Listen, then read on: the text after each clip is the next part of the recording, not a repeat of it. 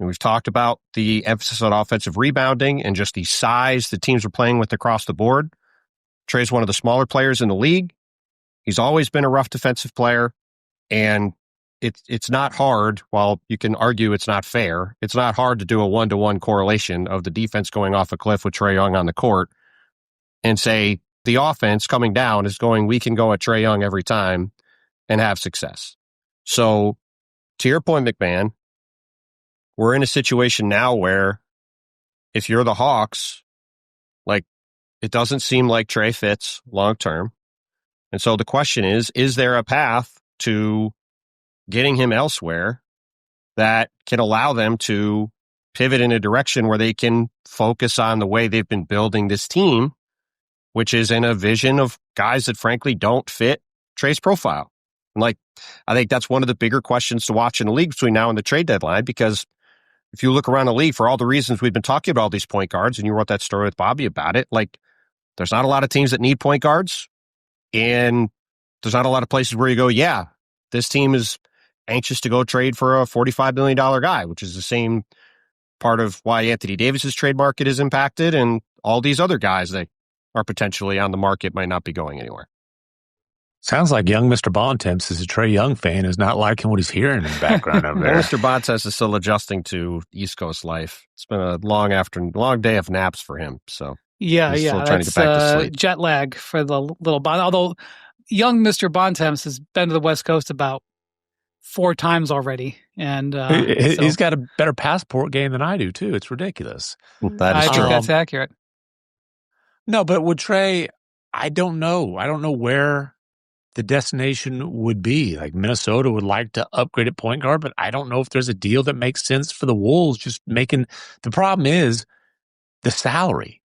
Just making the salary match is going to be tough. And like, I can just tell you, the Mavericks would like to work out a deal to send Anthony Davis to Atlanta, but Trae Young's not going to be part of that. They want to move forward with Kyrie Irving as their point guard, and you're not going to play those two guys together.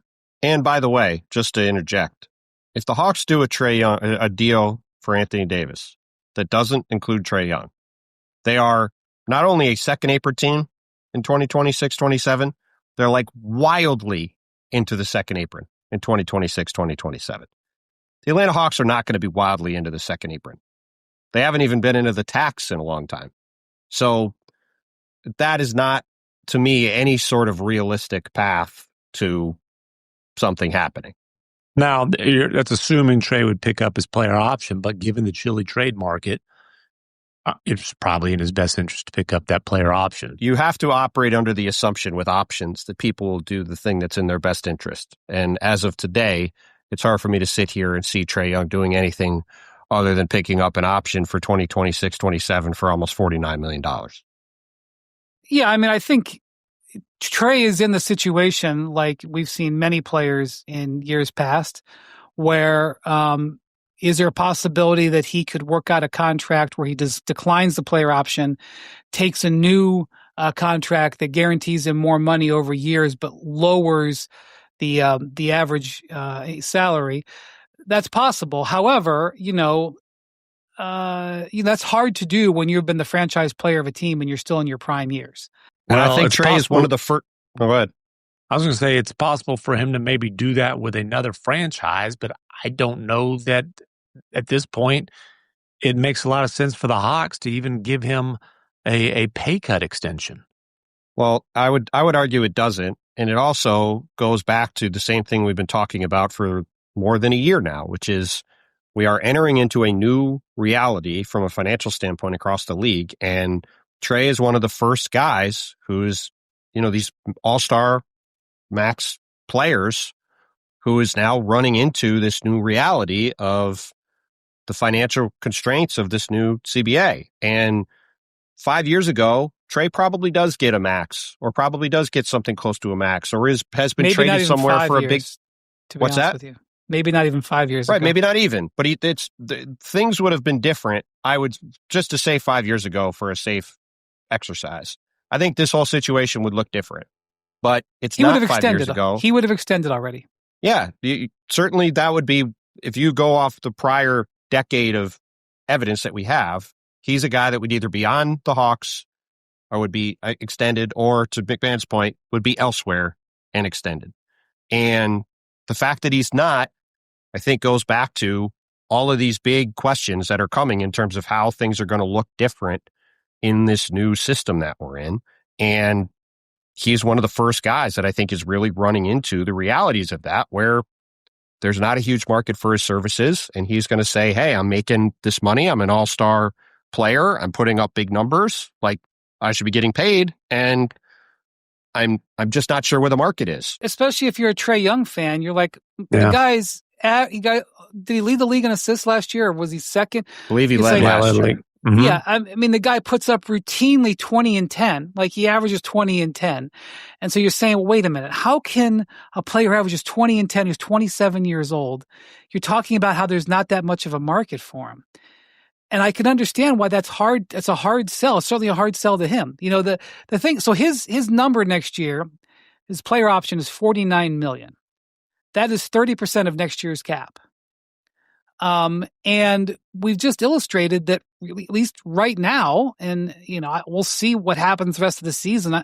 I don't know, but right now him being out there is not contributing. You know, it's not that he's hurting the team. It's not but helping the Hawks way win. He it's plays, hurting, well, and the record tells you just it is can't hurting have the a team. Well, you can't have a guy making 30% of the cap who has that sort of effect, you know, whether it's his fault or it's circumstances or whatever. And so that's the reality.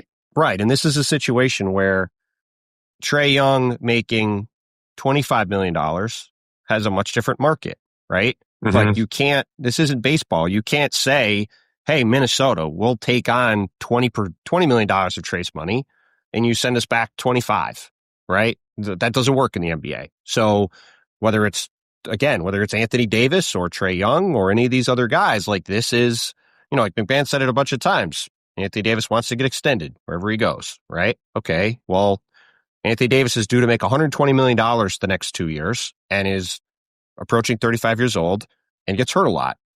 That is not a realistic expectation to go somewhere and get extended for a huge number going into your late 30s when you have that evidence behind you of what this is going to look like. And Jeff Stotts, who runs In Street Clothes, he's a good follow on X, and he's got his blog In Street Clothes. He stopped me when he put out the number this week, or I guess last week. So AD is out right now with a groin injury. Was he day-to-day, McMahon? They're saying he's day-to-day. Shams reported he's expected to miss at least a few games. Okay. This is the 13th groin injury of Anthony Davis's career where he's missed When did games. groins become adductors, by the way? So whatever, call it whatever you want. It's the Yeah. 13th time. I mean, that is, wow. I mean, Yeah, it's tough. And obviously there's been calves, there's been, you know, multiple other injuries, but I mean, he's played this year less than half the Mavericks games. You know, since he's been in a Mavericks uniform, it's way less than half the games. And you know, he's a very, like, dude, they're a 500 team with him and 4-13 without him this year. He's still an extraordinarily impactful player. I mean, he's a walking double-double and, you know, still one of the best defensive bigs in the league, especially, you know, he wasn't in great shape early in the season as he's gotten in better shape. But, yeah, again, entering his mid-30s, very expensive now, wants to continue to be very expensive with more guaranteed years. It's a complicated trademark. And the other thing is, you know, the Mavericks are sitting here. They gave up a perennial first-team All-NBA player entering his prime to get this guy. You know, even though the guy who made the trade, I heard something about that. Yeah, the guy who made the trade is gone, but the owner who approved it is still the final decision maker. And, you know, do you want to take back? Because whatever they get for Anthony Davis, people can look and go, this is what the return for Luka ended up being. And, you know, so you've got that, call it pride or whatever is in play here. And like the Mavericks are, you think you're going to get the Bonanza picks package and all that for Anthony Davis, I think you're setting yourself up to be disappointed. Well, Yeah, That anchoring is part of this This is a trade thing tough too. line to walk, isn't it? Because we're not trying to be critical of these guys. We're just trying to explain the way the other league is seeing them. And it's just, it's the new reality. It's the new reality of where the league is at from a financial standpoint. Like the NBA is operating more or less in a hard cap system now. Like it's very hard, especially in season, to move big salaries for anybody, even great players, even players you desperately want to have. Like to just construct a trade for a player making $45, $50, $55, $60 million is extremely difficult right now. It's very hard for teams to do. That's before you get into all these teams having traded draft picks and everything else. Like Cavs corner over the second apron, can't make a trade. The Knicks, $5 below the second apron, can't really realistically. By the way, I got people coming at me because I keep saying it's impossible for the Cavs to make. I think I said impossible. It's difficult. Obviously, there are trades that the Cavs can make that work on the trade machine. That's right. It's just unrealistic to expect them to make a lot of moves. But making a trade that makes them better, that is legal, you start entering fantasy land. That's right. Well, it's very hard to do. And the other thing is when you're dealing with a guy like Anthony Davis, or in the case of Kevin Durant last year, I think it's similar situations. They're going to have some say in the matter. Like you couldn't just trade Kevin Durant to Golden State if you didn't want to go there. It's just not the reality of the way that the NBA works. You can't just trade Anthony Davis to a team that's not willing to give him an extension this summer. That's not the way this works. And it's not an insult to Anthony Davis to say, hey, the market for Kevin Durant was a good starter in Dillon Brooks. And let's be honest, at the time, Dillon Brooks is seen as he's played really well for Phoenix. He's like a starter. Welcome to Warriors Nation News. We've got one of the most intriguing, buzzworthy trade conversations brewing around the NBA. The possibility that the Golden State Warriors could make a bold move to acquire Anthony Davis from the Dallas Mavericks before the February trade deadline. Now, before you dismiss it as just another rumor, listen up, because this isn't random chatter. This is serious league-wide discussion that's been heating up among insiders, front offices, and NBA analysts alike, and it intersects with exactly what the Warriors need right now as they fight to stay relevant in the crowded Western Conference. Multiple sources have reported that the Warriors are contemplating a push for Davis, even if the path to that trade isn't simple or guaranteed at this moment. Here's the backdrop you need to understand. The Warriors sit around 500 this season, and despite Steph Curry's brilliance, as usual, topping scoring charts and leading this team at nearly every turn, there's been a gaping need for interior dominance, rim protection, rebounding, and a physical presence that can alter shots and intimidate opponents in the paint. Golden State's defense has been middling in those areas, especially compared to elite playoff contenders, and the loose identity that's plagued them this season has made them consider big, impactful moves instead of incremental tweaks. Now let's talk Anthony Davis, one of the most accomplished big men of his generation, a perennial all-star, a premier defender, and one of the most physically imposing forces when healthy. Davis, currently with the Dallas Mavericks after a blockbuster trade that sent him from the Lakers in exchange for Luka Doncic earlier in 2025, has a resume that includes multiple All-NBA selections, all defensive honors, and a reputation as one of the league's most versatile two-way bigs. The Mavericks acquired Davis in that surprising deal, and while he has shown flashes of brilliance, dominant rebounding, paint scoring, shot blocking, and defensive anchoring, his season with Dallas has been interrupted by injury, including a recent exit from their Christmas Day game against the Warriors due to groin spasms. It marked just his 16th appearance of the first 32 games, and that up-and-down availability, combined with the team's middling record, has sparked legitimate speculation about whether Dallas might consider parting with him for the right return.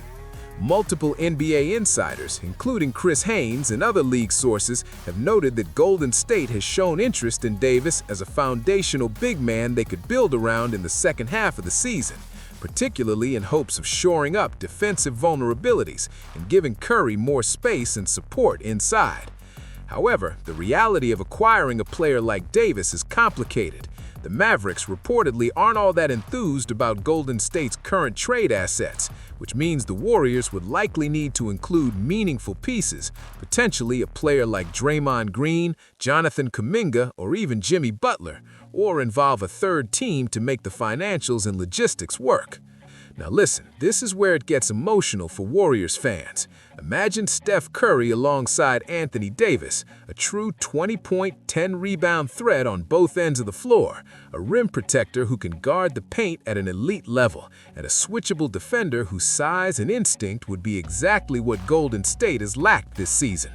You combine Davis's interior dominance with Steph Curry's shooting gravity and Jimmy Butler's all-around impact, and you suddenly have a team that looks like a real contender again. And as much as we love Draymond's defense and leadership, this season has exposed how vital another true big man could be to close the gap between the Warriors and the elite offenses and defenses they'll face in the postseason. But let's be honest, there are pockets of hesitation for why this hasn't fully gone beyond contemplation yet. AD's injury history is real. He spent significant time sidelined due to calf, groin, and leg issues this season. And even though this recent groin concern isn't considered severe long-term, it adds to the evaluative risk that front offices take into account when chasing a high-cost veteran. On top of that, his contract is massive, with a hefty salary that complicates trade mathematics for a Warriors franchise already tight against the luxury tax apron. Aside from the on-court considerations, there are also contract extension realities. Reports indicate Davis is eligible for a substantial extension and has leverage in his future earnings decisions, meaning any team that acquires him would need to factor in his future financial expectations. That's another wrinkle the Warriors would have to navigate if they truly pursue him. Now let's put all this in perspective in terms of what it would do for Golden State. This is not about mortgaging Curry's era or blowing up the locker room. It's about strategically upgrading critical weaknesses while keeping Curry's championship window open. The Warriors have been one of the most successful franchises of the last decade, and their identity has always been about smart construction, elite shooting, and sustainable success. Adding a front-court presence like Davis would instantly elevate their defense and interior scoring, two things that have prevented them from consistently beating top West teams this season. And even if the current numbers make such a trade difficult right now, the fact that Golden State is even seriously exploring the possibility speaks volumes. It shows a front office that isn't content to sit at 500 and hope for the best. It shows a team that wants to win now, to maximize Curry's peak years, to chase another championship, and to remind the basketball world that the Warriors are still a force to be reckoned with. Sure, the path to Anthony Davis isn't straightforward. It would require clever roster work, likely involve third teams, and demand tough decisions. But the intent is there. And for fans who love this franchise, that's a hopeful signal. Because while Davis has his risks, he also brings elite defensive presence, rebounding power, shot blocking, and championship experience that could solve the exact problems Golden State has been struggling with all season. So, Warriors Nation, I want to hear from you. Do you think the Warriors should go all in and make the bold move to pursue Anthony Davis, even if it means taking on risk and moving big pieces? Do you believe adding a game-changing interior presence could push Golden State back into true contender status? Drop your opinion in the comments below. Smash that like button if you believe the Warriors are still a championship team. And make sure you hit subscribe so you never miss another update on this thrilling trade saga right here on Warriors Nation News. Let's go!